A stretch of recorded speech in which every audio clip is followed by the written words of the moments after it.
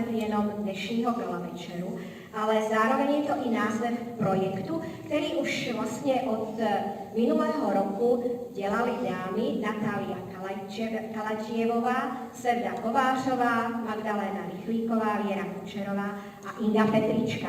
A já bych možná teď poprosila Ingu Petričku, aby nám pár slov o tomhletom projektu řekla.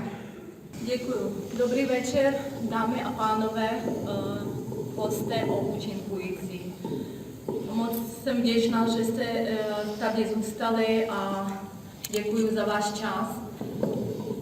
Jednou strašně dávno jeden filozof a dramatik Publius Syrus řekl: laskavosti můžete docílit to, co nedokážete silou.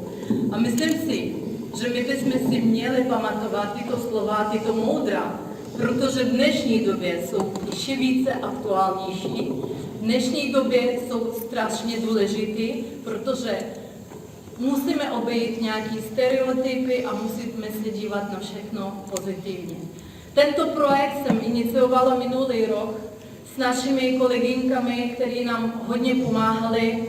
Pomáhali nám i spolky, i my jsme chodili na různé akce, aby jsme mohli více zviditelnit menšiny, protože není nás tady málo.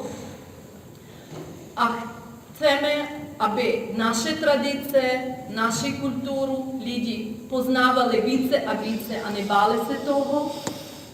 Tento projekt je skutečně nádherný, protože měli jsme spoustu akcí až na tu pandemii, která nám trošku zbrzdila tento projekt více rozšířovat a zviditelňovat, protože my jsme byli v Alzheimer centrech, měli jsme nějaké sezení se seniorami, s dětmi, pletli jsme krásné náramky laskavosti a mluvili jsme, zpívali jsme, dělali jsme různé krásné akce.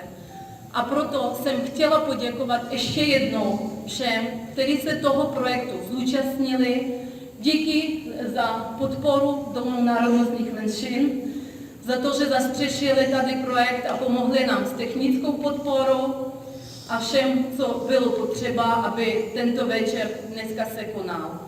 Moc vám děkuju a nezapomínajme, že laskavostí můžeme docílit to, co nedokážeme silou. Děkuji moc.